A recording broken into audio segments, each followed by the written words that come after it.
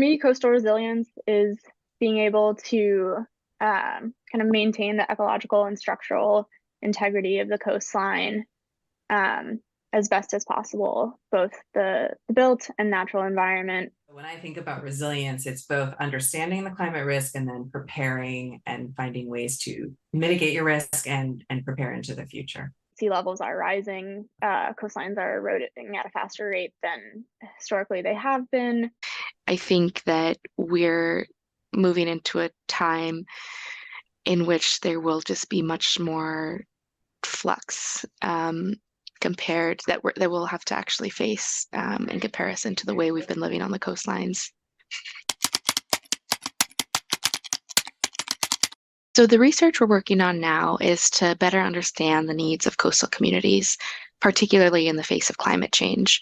So we administered a survey in 2023 that is the fourth iteration of a statewide coastal practitioner survey that started back in 2007. It's basically an effort to help us understand what we need to know better, so that we can determine where people are in progress in assessing their vulnerabilities and developing methodologies for adapting to sea level rise.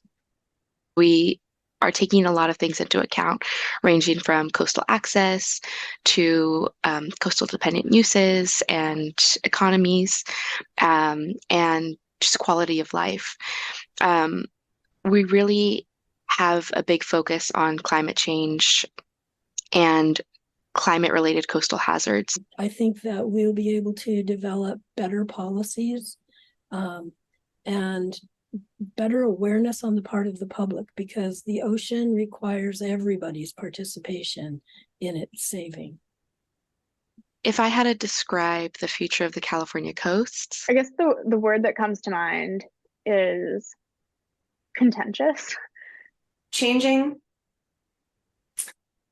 and that's okay. I think of the word dynamic, and that these places that we live that we've considered to be stable in recent history or somewhat stable have really not ever been. They're constantly changing and in flux. We need to respect that and work with it rather than trying to fight it, because we won't win that battle. It has changed and it always will change.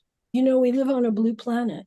Our planet is so much ocean and water, and without it, humans couldn't exist. We couldn't really live on this planet. And so, to me, I just love the idea that I get to contribute to something bigger than myself, to something that is really meaningful and that will help people learn about the planet, learn about the oceans, and learn how to take care of them.